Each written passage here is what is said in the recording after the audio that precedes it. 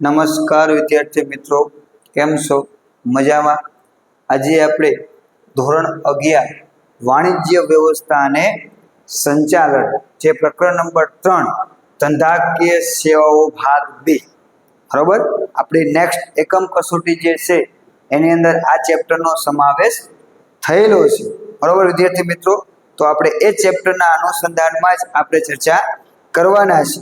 તો એ ચેપ્ટરની અંદર 5 ગુણના અથવા તો એ ચેપ્ટરમાં જે આપણને વિશેષ પ્રશ્નો પૂછાતા હોય એવા પ્રશ્નોની આપણે વાત કરવા જઈએ તો પહેલો જ પ્રશ્ન છે આપણા બેંકના કાર્યો. તો બેંક શું છે? બેંક વિશે આપણે એ પ્રકરણની અંદર તમે અભ્યાસ કરેલો છે કે બેંકથી આપણે બધા પરિચિત છે, પણ હવે આજે આપણે એના પ્રશ્નની કે બેંકના કાર્યો શું શું એની આપણે ચર્ચા કરવાની છે. તો બેંકના મુખ્ય કેટલા કાર્યો છે? 2 કાર્યો છે બરોબર. એક બેંકના મુખ્ય કાર્યો અને બીજું છે બેંકના ગૌણ કાર્યો. બેંકના કાર્યોની આપણે વાત કરવા જઈએ તો કેટલા છે? 2 બરોબર. એક મુખ્ય કાર્ય અને બીજું છે ગૌણ કાર્ય. તો બંનેના પેટા કાર્યો પણ રહેલા છે, તો એની આપણે વિગતવાર ચર્ચા કરશું. તો પહેલું છે આપણું બેંકના મુખ્ય કાર્યો.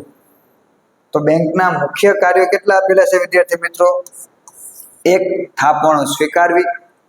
બીજું, ધિરાણ કરવું. ત્રીજું, રોકાણ કરવું. અને ચોથું, આંતર બેન્કિંગ વ્યવહારો કરવા. આપણા પાઠ્યપુસ્તક પ્રમાણે આપણે બેંકના મુખ્ય 4 કાર્યો છે એ આપણે યાદ રાખવાનું. કયા એટલા કાર્યો? મુખ્ય કાર્યો પૂછાય છે. એક ગુણમાં પ્રશ્ન પૂછાય કે બેંકના મુખ્ય કાર્યો કેટલા છે? બેંકના કાર્યો પૂછે તો 2 છે. બેંકના કાર્યો પૂછે તો 2 છે, એક મુખ્ય અને બીજું ગૌણ. પણ મુખ્ય કાર્ય કેટલા પૂછે તો કેટલા છે? 4. યાદ રાખજો. આપણી પ્રમાણે આપણે પાઠ્યપુસ્તક પ્રમાણે બેંકના મુખ્ય કેટલા કાર્યો છે વિદ્યાર્થી મિત્રો? 4 કાર્યો છે. તો આપણે 4 કાર્યોની આપણે વિગતે ચર્ચા કરશું. તો પહેલું જ છે બેંકના મુખ્ય કાર્યમાં થાપણો સ્વીકારવી. થાપણો એટલે શું? સામાન્ય રીતે આપણી બચતો જે છે એ બેંકમાં મૂકવા જવી, એટલે કે જે આપણા રૂપિયા જે છે એ બેંકમાં આપણે મૂકવા જવીશું તો એ રૂપિયાને સામાન્ય રીતે આપણે શું કહેવી છીએ, એટલે કે બેંકની ભાષામાં એને થાપણ તરીકે ઓળખવામાં આવે છે. બેંક જાહેર જનતા પાસેથી અમુક વણ વપરાયેલી રકમ થાપણો તરીકે સ્વીકારવાનું કામ એ મુખ્ય બેંકનું છે તેમ આપણે કહી શકીએ. બેંકની સૌથી મોટી જવાબદારી કઈ છે? તો કે થાપણદારો એટલે કે બચત કરનારા લોકોનો વિશ્વાસ જાળવી રાખવાનો છે. લોકોને બેંક પ્રત્યેનો વિશ્વાસ જળવાઈ રહે એ એમને એક મુખ્ય જવાબદારી બનતી હોય તેમ કહી શકાય છે. બેંક અલગ અલગ પ્રકારની થાપણો સ્વીકારે છે, જેના પર જુદા જુદા દરે પણ વ્યાજ પણ આપવામાં આવે છે. તો બેંક મુખ્યત્વે રીતે થાપણો કેટલી રીતે સ્વીકારે છે? યાદ રાખજો, 4 રીતે. આપણા પાઠ્યપુસ્તક પ્રમાણે જોવા જઈએ તો 4 છે બરોબર. અન્ય પાઠ્યપુસ્તક, અન્ય વિષય, અન્ય ધોરણમાં આ પદ્ધતિ જુદી હોઈ શકે, પણ આપણા 11મા ધોરણના 2 ના પાઠ્યપુસ્તક પ્રમાણે બેંક મુખ્ય થાપણો કેવી રીતે સ્વીકારે છે? 4 રીતે બરોબર. એટલું આપણે યાદ રાખવાનું. એક, બચત ખાતું, જે મોટા ભાગે આપણા બધા બેંકમાં જે ખાતા છે કયા છે? બચત ખાતું છે. બીજું છે ચાલુ ખાતું. ત્રીજું રિકરિંગ ખાતું. અને ચોથું બાંધી મુદતનું ખાતું. રિકરિંગ ખાતું એ બચત ખાતાનો ભાગ છે એવું માનવામાં આવે છે, પણ અહીંયા આપણને અલગ રીતે આપેલું છે એટલે આપણે એને અલગ રીતે જોયું છે. તો આમ બેંકમાં 4 રીતે થાપણો સ્વીકારવામાં આવે છે, અથવા તો 4 ખાતા હોય: બચત ખાતું, ચાલુ ખાતું, રિકરિંગ ખાતું અને બાંધી મુદતનું ખાતું હોય છે. એને વિગતે આપણે પછી ચર્ચા કરવાની થશે. બીજું એનું કાર્ય છે ધિરાણ કરવું બરોબર છે. કારણ કે બેંક તો જ કહેવાય, માત્ર થાપણો સ્વીકારવી તો એ બેંક નથી. બેંકનું બીજું કાર્ય પણ છે ધિરાણ કરવાનું છે. એમ તો પોસ્ટ પણ આપણી બેંકો થાપણો સ્વીકારે છે, પણ પોસ્ટને આપણે બેંક તરીકે ઓળખતા નથી. એ જ રીતે ઘણી બધી પ્રાઇવેટ સંસ્થાઓ જે છે તમારી પાસેથી વીમા સ્વરૂપે પૈસા લે છે, પછી તમને વ્યાજ સહિત પૈસા પાછા આપશે, પણ તેમ છતાં બેંક નથી. કેમ? તો કે એનું બીજું કાર્ય ધિરાણ કરવું એ એનામાં નથી. ખાલી તમારી પાસેથી બચતો એકત્રિત કરે છે અને એ વ્યાજ સહિત તમને પાછા આપે છે. બેંક વિવિધ પ્રકારના ખાતાઓ દ્વારા થાપણો સ્વીકારે છે: બચત ખાતું, ચાલુ ખાતું એ પ્રમાણે. આમ થાપણો દ્વારા બેંકે મેળવેલ નાણું અન્યત્ર ધિરાણ એટલે કે અન્ય જગ્યાએ શું કરે છે? ધિરાણ કરતા હોય એવું જોવા મળે છે. બેંક થાપણો સ્વીકારીને બચતકારને શું આપે છે? વ્યાજ આપે છે. તેથી થાપણદારને ચૂકવાતા વ્યાજના દર કરતાં વધુ દરે નાણાંની જરૂરિયાતવાળી વ્યક્તિઓને ધિરાણ કરે છે. વ્યાજના દરના તફાવતમાંથી બેંક શું મેળવે છે? નફો મેળવે છે. બેંક શું કરે છે? દાખલા તરીકે તમને જે તમે થાપણો મૂકી એના પર તમને 7% વ્યાજ આપે છે અને એ જ થાપણો તમારી જે થાપણો જે છે અન્યને શું કરે છે? ધિરાણ કરે છે. તો એને 12% આપે છે, વ્યાજ લે છે. અહીંયા તમને વ્યાજ આપે અને આ વ્યાજ લે. તો બે વચ્ચેનો તફાવત થયો ને 7% અને 12%. આ બે વચ્ચેનો જે તફાવત થયો ને એ તફાવત એનો શું થયો? નફો એમ આપણે કહી શકાય. કારણ કે બેંક વેપારી બેંક છે, નફાના હેતુથી જ કામ કરે છે એટલે નફો મળે છે. આમ બેંક નીચે પ્રમાણે કે ધિરાણ કઈ રીતે કરે છે તો એની આપણે વાત કરવાની છે. તો પહેલું ધિરાણ કરવા માટે લોન દ્વારા સૌથી વિશેષ ધિરાણ કેમાં કરે છે? લોન દ્વારા. તો આપણે બધા અથવા તો આપણે ઘણા બધા લોકોને બેંકમાં લોન ચાલતી હશે તેવું જોવા મળે છે. લોન અલગ અલગ પ્રકારની હોય. ગાડીની લોન હોઈ શકે, મકાનની લોન હોઈ શકે, એજ્યુકેશનની લોન હોઈ શકે, દવાખાના માટેની, મેડિકલ માટેની લોન હોઈ શકે. અલગ અલગ પ્રકારની તમે લોન લઈ શકો છો. બેંક લાંબા ગાળા માટે કે ટૂંકા ગાળા માટે લોન આપે છે. કેટલાક પ્રકારની લોન તારણ જરૂર હોય છે કે તારણ મેળવવામાં આવે છે કે ભાઈ તમે જે વસ્તુ ફસાવો છો એ કેવું છે તારણ મેળવવામાં આવે છે. ત્યારે કેટલાક પ્રકારની લોનમાં તારણની જરૂર હોતી નથી. આવી લોન વેપારીઓ અને વ્યક્તિગત એટલે કે ઉદ્યોગપતિઓને પણ આપવામાં આવે છે. જેની સામે તેટલી જ રકમની શું લેવામાં આવે છે? જામીનગીરી બેંક લેતી હોય છે. એટલે કે એના બદલામાં કંઈક તમારે મૂકવું પડે. કારણ કે મકાન લોન લો છો તો એના દસ્તાવેજ એની પાસે પડ્યા તો એ જામીનગીરી લીધી કહેવાય કે ભાઈ તમે લોન ન ભરી શકો તો એ મકાન વેચી અને લોન ભરપાઈ કરી શકે. વર્તમાન સમયમાં home loan, car loan, education loan, cash credit, machinery માટે loan, gold loan, personal loan વગેરે પ્રકારની બેંકો લોન આપતી હોય તેવું જોવા મળે છે. અલગ અલગ પ્રકારની બેંકો તમને લોન આપે છે અને તમે બેંક પાસે બધા જ બેંકો જે પાસેથી તમે લોન લો છો બધા જ લોનના દરો જુદા જુદા છે. એટલે કે વ્યાજના દરો જુદા જુદા છે. હોમ લોનનો દર જુદો છે, કાર લોનનો દર જુદો છે, એજ્યુકેશન લોન માટે એનો દર જુદો છે, કેશ ક્રેડિટમાં, મશીનરી, ગોલ્ડ આ બધામાં વ્યાજના દરો કેવા હોય છે? જુદા જુદા હોય છે. બીજી આપણે વાત કરવા જઈએ તો ઓવરડ્રાફ્ટ અથવા તો કેશ ક્રેડિટ એ પણ એક લોનના ભાગ સ્વરૂપે છે. આ લોન મોટે ભાગે ચાલુ ખાતું ધરાવનાર અગાઉથી મંજૂર કરેલ મર્યાદામાં અને ટૂંકા ગાળે માટે ખાતામાં જમા રકમથી વધુ રકમ ઉપાડી એવું બને તો તેને ઓવરડ્રાફ્ટ તરીકે ઓળખવામાં આવે છે. શું કીધું છે કે આપણે જોઈએ કે ભાઈ થાપણો કેટલા પ્રકારની જુદી જુદી મૂકી શકાય છે. એમાં એક હતું ચાલુ ખાતું, જે આ કોણ ખોલાવે છે? મોટે ભાગે પેઢીઓ દ્વારા ખુલે છે. એટલે કે ધંધાદારથી વ્યક્તિ.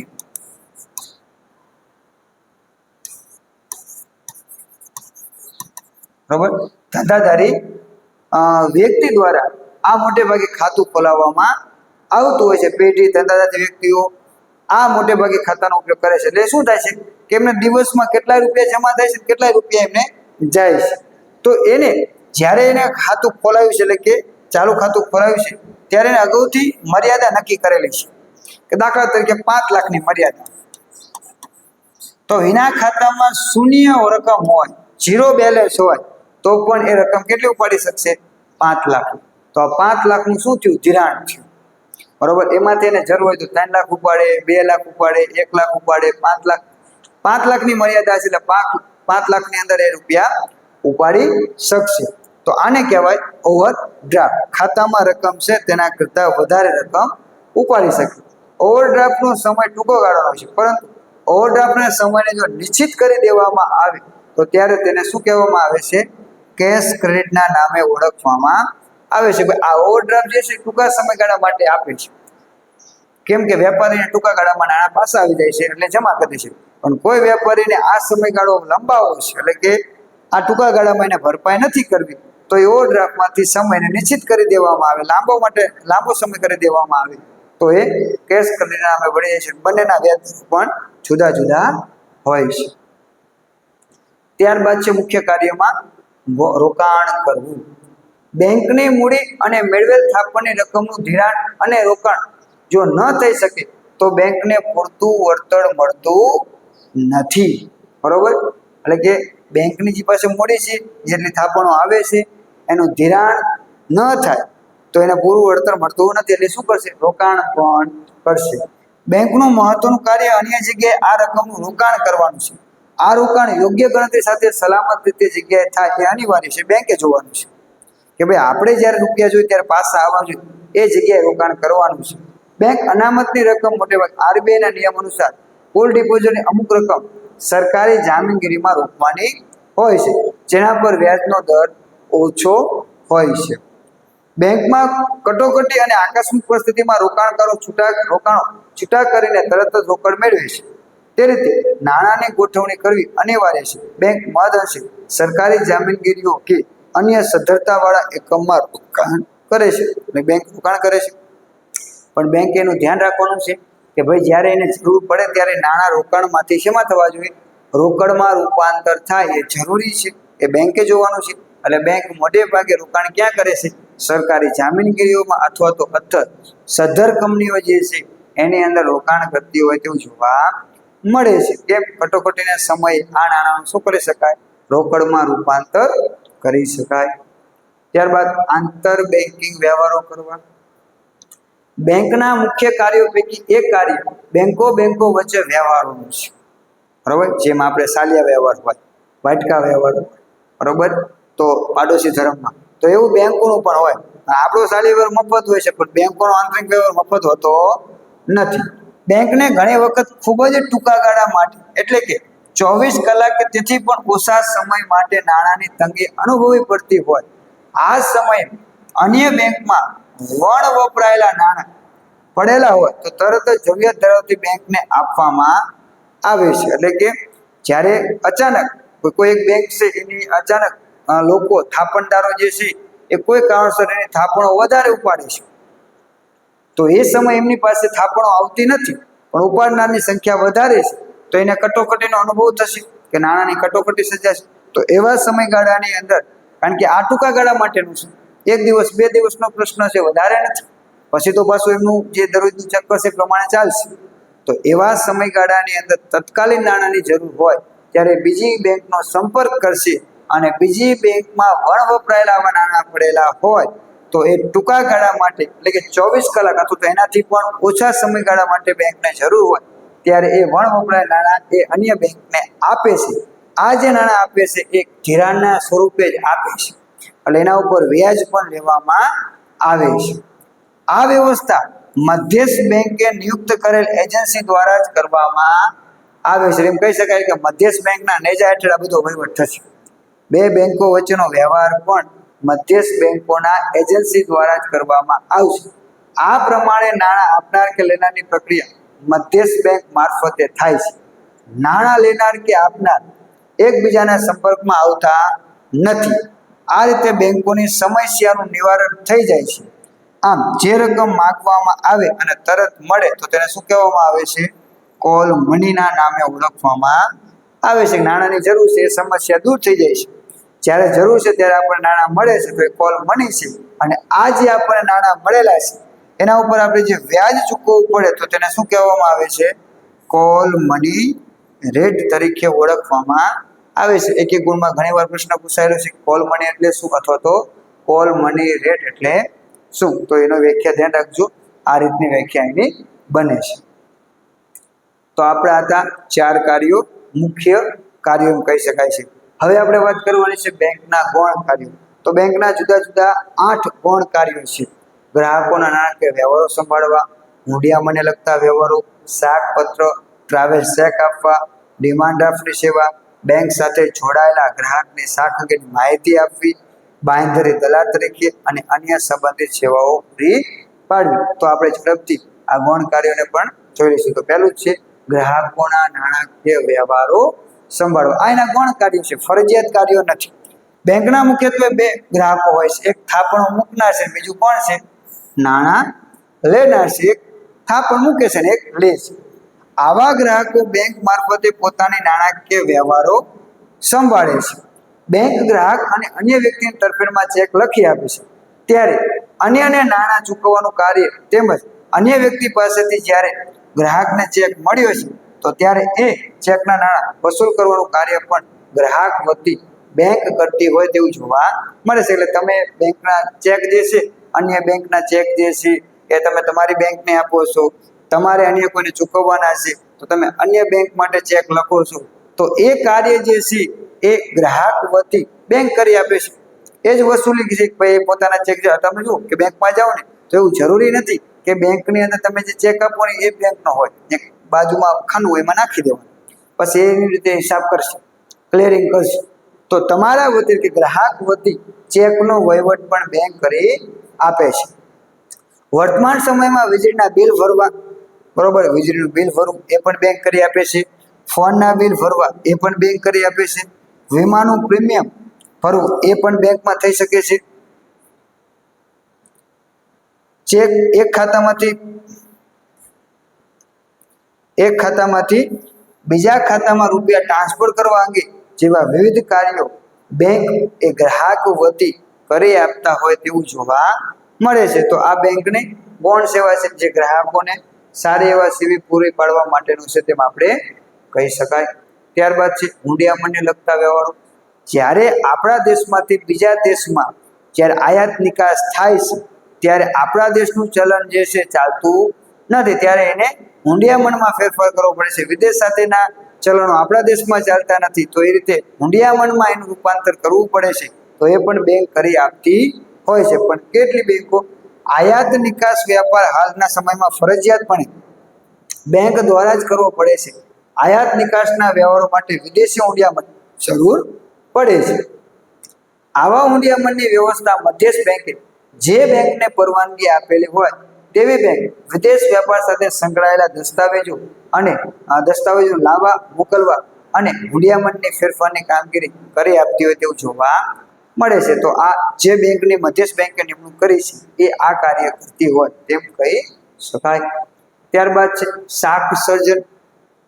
શાખ પાત્ર એટલે એક બેંક બીજી બેંકને ઉદ્દેશીને લખેલો પત્ર. એકી ગુણમાં પ્રશ્ન પૂછાઈ શકે કે શાખ પત્ર એટલે શું? તો શાખ પત્ર એક બેંક બીજી બેંકને ઉદ્દેશીને લખેલો પત્ર. આ પત્રમાં દર્શાવેલ વ્યક્તિ ચોક્કસ સમયે ચોક્કસ રકમ ચૂકવશે તેની ખાતરી પણ આપવામાં આવે છે. એટલે કે ખાતરી આપે સામેવાળા વ્યક્તિને ચોક્કસ સમયે ચોક્કસ એને નાણાં મળી જશે. બેંક શાકપત્ર આપતા પહેલા જે તે વ્યક્તિ પાસેથી નિશ્ચિત રકમ શું કરે છે? જમા લે છે, અથવા તો તેટલી રકમની શું લે છે? જામીનગીરી લે છે. જે વ્યક્તિને ખાતરી આપવામાં આવેલ હોય તેને નાણાં ચૂકવવાનો સમય આવે ત્યારે શાકપત્રમાં દર્શાવેલ રકમ ચૂકવી આપવામાં આવે છે. કે જ્યારે સામેવાળા વ્યક્તિને નાણાં ચૂકવવાના છે એનો સમય, તારીખ જે પણ તમે લખો છો એ સમય એને નાણાં ચૂકવવાના છે તો એ શાકપત્ર દ્વારા એને ચૂકવવામાં આવે છે. આમ શાકપત્ર નાણાકીય વ્યવહારોને સરળ અને વિશ્વસનીય બનાવે છે. બેંકને આ સેવા માટે શું મળે છે? કમિશન મળતું હોય તેમ કહી શકાય. એટલે કે ગૌણ કાર્યોનો લાભ લેવા માટે આપણે કેટલીક ચાર્જ ચૂકવવો પડતો હોય છે તેમ પણ આપણે કહી શકાય. ત્યારબાદ ટ્રાવેલ્સ ચેક આપવા, જે પહેલા વિશેષ જરૂર હતી હવે એની જરૂર બહુ પડતી નથી, કારણ કે એટીએમની સુવિધાઓ વધી ગઈ એટલે બહુ ઓછી જરૂર પડે છે. વર્તમાન સમયમાં લોકો વધારે ને વધારે મુસાફરી કરતા થયા છે, તેથી એક દેશમાંથી બીજા દેશમાં કે પરદેશમાં અથવા તો પોતાના દેશમાં પ્રવાસમાં વ્યક્તિ રોકડ નાણાં ખોવાઈ જવાની કે ચોરાઈ જવાની ચિંતાથી મુક્ત થવા માટે બેંક આવા ટ્રાવેલ્સ ચેક કાઢી આપતા હતા. ભાઈ આપણે ફરવા ગયા હોય તો પૈસા ખોઈ જવાનો ડર હંમેશા રહેતો હોય છે, તો એનાથી તમને મુક્ત કરવા માટે બેંક તમને નાના નાના કટકામાં ચેક આપે છે, નાના ચેક આપે છે. બરાબર. ટ્રાવેલ્સ ચેક ધરાવનાર વ્યક્તિ બહારગામ કે પરદેશના સ્થળે બેંકની શાખામાં જઈ નમૂના રૂપની સહી કરી અને ચેકના નાણાં ઉપાડી શકે છે. આ ચેક ખૂબ જ વિશ્વસનીય તેમજ કેવો હોય છે? હસ્તાંતરીય હોય તેવું જોવા મળે છે. પરંતુ હવે એટીએમની સગવડતા આવી ગઈ એટલે હવે નાણાં ઉપાડવા માટેનો પ્રશ્ન જે ચેકથી હતો એ ઘટી ગયો. કારણ કે આપણે ગમે ત્યાં ફરવા જવી તો ત્યાં એટીએમની સગવડતાઓ તો આપણને મળવાની છે, એટલે આપણે શું કરવી છે તો કે આવા ચેકના ઝંઝટમાં પડતા નથી. એટલે આપણે શું કરશું? એટીએમની અંદરથી પૈસા જ્યારે જોઈએ ત્યારે ઉપાડી લઈશું. પણ જ્યારે એટીએમની સગવડતા નહોતી ત્યારે આ પ્રકારના ચેકોનો વિશેષ પ્રમાણમાં ઉપયોગ થતો હતો. ત્યારબાદ ડિમાન્ડ ડ્રાફ્ટની સેવા. ડિમાન્ડ ડ્રાફ્ટ એટલે કોઈ એક બેંક અન્ય બેંકની શાખા પર લખેલો ચેક. શું કીધું છે? એક બેંક અન્ય બેંકની શાખા પર લખેલો ચેક, એટલે કે એક જાતનો ચેક જ છે જો આવશે, પણ એ કેવું હોય છે? આખો કોમ્પ્યુટરાઇઝ, જે એક બેંકે બીજી બેંકને લખેલો હોય છે એમ કહી શકાય. ડિમાન્ડ ડ્રાફ્ટમાં વ્યક્તિના નામનો ઉલ્લેખ હોય છે, એટલે કે જેના નામનો આપણે ડ્રાફ્ટ કઢાવવાનો હોય છે એમાં વ્યક્તિનો ઉલ્લેખ હોય છે, અને વ્યક્તિને નાણાંની ચૂકવણીનો હુકમ પણ આપવામાં આવે છે. બરોબર, એનો હુકમ પણ કરવામાં આવે છે. કોઈ વ્યક્તિ કે સંસ્થાને નાણાં મોકલનાર હોય ત્યારે ડ્રાફ્ટ એક સલામત માધ્યમ ગણવામાં આવે છે. જ્યારે કોઈ સંસ્થા કે વ્યક્તિને જ્યારે નાણાં મોકલવામાં આવે છે ત્યારે ડ્રાફ્ટને એક વિશ્વનીય અને સલામત માધ્યમ ગણવામાં આવે છે, કારણ કે જેના નામનો ડ્રાફ્ટ છે એના નામમાં જ એના રૂપિયા જમા થઈ શકે છે, એટલે એમાંથી કોઈ અન્યને નાણાં કે એમાંથી કોઈ ફ્રોડ થવાની શક્યતાઓ બહુ ઓછી રહેશે. જે વ્યક્તિ કે સંસ્થાના નાણાં મોકલવા માંગતી હોય તે માટે નિશ્ચિત ફોર્મ ભરી બેંકને ડ્રાફ્ટ કાઢવી આપવા માટે શું કરવામાં આવે છે? વિનંતી કરવામાં આવશે. તમારે ડીડી કઢાવવો હશે, ડિમાન્ડ ડ્રાફ્ટ કઢાવવો હશે, એટલે બેંકમાં જશો એટલે બેંક વાળા તમને ફોર્મ આપશે. એમાં કોને મોકલાવવાનું છે, સંસ્થાનું નામ શું છે, કેટલી રકમ શું છે, આ બધી થોડીક માહિતી છે ફરી અને તમારે બેંક વાળાને આપવાનું. તો એ તમે વિનંતી કરો છો કે ભાઈ મને ડ્રાફ્ટ કાઢી આપો. આ વિનંતીના આધારે નાણાં લેનારનું નામ લખી સ્થળ પરની પોતાની શાખાને એકની તેની સાથે તેનું જોડાણ કરેલી છે તેવી બેંકની શાખાને રકમ ચૂકવી આપવા માટેનો શું કરે છે? આદેશ કરતો હોય તેવું જોવા મળે છે. નાણાં મોકલનાર ચૂકવનાર નાણાં ઉપરાંત બેંકને શું કરવું પડે છે? કમિશન પણ આપવું પડે છે. એટલે કે તમારે 2000 નો ડ્રાફ્ટ કઢાવવાનો હોય તો 2000 પ્લસ તમારું જે કમિશન લાગુ પડતું હોય એ તમારે આપવાનું હોય છે. સામેવાળાને 2000 રૂપિયા જમા થઈ જાય છે. જો બેંક આવો દસ્તાવેજ પોતાના શહેરમાં વટાવી શકાય તેવું આપે તો તેને શું કહેવામાં આવે છે? પે ઓર્ડર તરીકે ઓળખવામાં આવે છે. એટલે કે આ દસ્તાવેજ એટલે કે આ છે એટલે કે ડિમાન્ડ ડ્રાફ્ટ જે કાઢેલો છે એ પોતાના શહેરમાં વટાવી શકે એવો હોય તો એને આપણે પે ઓર્ડર તરીકે ઓળખવામાં આવે છે. ત્યારબાદ છે બેંક સાથે જોડાયેલા ગ્રાહકની શાખ અંગેની માહિતી આપવી. શાખ એટલે કે એક જાતની પ્રતિષ્ઠા. બેંક પોતાના ગ્રાહકો સાથે નાણાકીય વ્યવહારો વારંવાર કરતી હોય છે, જેના આધારે તે પોતાના ગ્રાહકની નાણાકીય સદ્ધરતા વિશે જાણે છે. એટલે કે આર્થિક સદ્ધરતા જાણવી છે તો બેંક સાથે જોવાય છે. બરોબર, કારણ કે તમારો નાણાકીય વ્યવહાર કેવો છે એના આધારે તમારી આર્થિક સદ્ધરતા કેવી છે એ તમને રજૂ કરશે. જેને આપણે ઘણીવાર તમે લોન લેવા જાઓ કે તમારો સિબિલ સ્કોર જોશે, તો સિબિલ સ્કોર શું છે? કે તમારી સદ્ધરતા દર્શાવે છે કે ભાઈ તમે જે નાણાકીય વ્યવહાર કરો છો એના આધારે આ સિબિલ સ્કોર આવે. જો તમારો નાણાકીય વ્યવહાર સારો હોય અને ઊંચો હોય તો સિબિલ સ્કોર ઊંચો હોય. આપણે બેંક સાથે કોઈ નાતો જ નથી, પૈસા જમા કરાવવા જતા, તો આપણો સિબિલ સ્કોર કેવો આવશે? નીચો આવશે. બેંક જેમ લોકોનો વિશ્વાસ સંપાદન કરવાનો હોય છે તેવી જ રીતે બજારમાં થતા શાખના વ્યવહારો માટે પણ કોઈ સંસ્થા કે પેઢી અન્ય સંસ્થા કે પેઢીનો વિશ્વાસ મેળવવા માંગતી હોય ત્યારે બેંક દ્વારા આપવામાં આવતી માહિતી વધારે વિશ્વનીય ગણવામાં આવે છે. આ માટે બેંક સદ્ધરતાનું પ્રમાણપત્ર પણ આપતી હોય છે. એટલે કે બેંક સદ્ધરતાનું પ્રમાણપત્ર આપે છે. હવે જ્યારે બે વ્યક્તિ છે, એક બાજુ એ નામની વ્યક્તિ છે, બીજી બે નામની વ્યક્તિ છે, બંને પેઢીઓ છે, બે વ્યાપાર કરવા માંગે છે, એકબીજા સાથે તમે લેવડ દેવડ કરવા માંગે છે, પણ એકબીજા ઉપર વિશ્વાસ નથી કારણ કે બંને એકબીજાના સંપર્કમાં આવેલા નથી. તો એની વિશ્વનીયતાને આગળ વધારવા માટે બંને વચ્ચેનો વ્યવહાર થઈ શકે એના માટે બેંક મહત્વની ભૂમિકા ભજવે છે. બેંક એના માટે એનું શાખ પત્રતા આપે છે. બરોબર છે, એટલે એ શાખ અંગેની માહિતી આપે છે. શાખ અંગેની માહિતીનું જે પ્રમાણપત્ર આપવામાં આવે તો એના આધારે ખબર પડી શકે છે કે આની આર્થિક સદ્ધરતા કેટલી છે. એટલે આમ બંને વ્યક્તિઓને વિશ્વાસ બેસી શકે એ રીતે બેંક એક મધ્યસ્થી તરીકેની પણ કામગીરી કરે છે. ત્યારબાદ છે બાંયધરી દલાલ તરીકેની સેવા. જ્યારે કોઈ પણ કંપનીની સ્થાપના થાય છે ત્યારે એને શરૂ કરવાનું પ્રમાણપત્ર મેળવવાનું હોય ત્યારે એને લઘુત્તમ વણા જેટલી રકમ ભરપાઈ થઈ શકે તેટલા શેરનું વેચાણ થવું જોઈએ.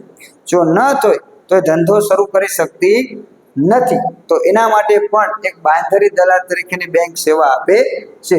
જ્યારે કંપની ભણા માટે મૂડી બજારમાં આવે છે અને મૂડી ઉઘરાવે છે ત્યારે તેને સતત એ ભય રહેતો હોય છે કે ભાઈ મારી લઘુત્તમ ભણા જેટલી રકમ મને મળશે કેમ? જો રકમ ના મળે તો કંપનીને ધંધો કરવાનું મુશ્કેલ પડે છે, એટલે કે પ્રમાણપત્ર મળતું નથી, પરિણામે ધંધો શરૂ કરી શકતી નથી. એટલે એને સતત ડર હોય છે કે મારી લઘુત્તમ ભણા જેટલી રકમ ભરપાઈ નહીં થાય તો આ ડર દૂર કરે છે બેંક.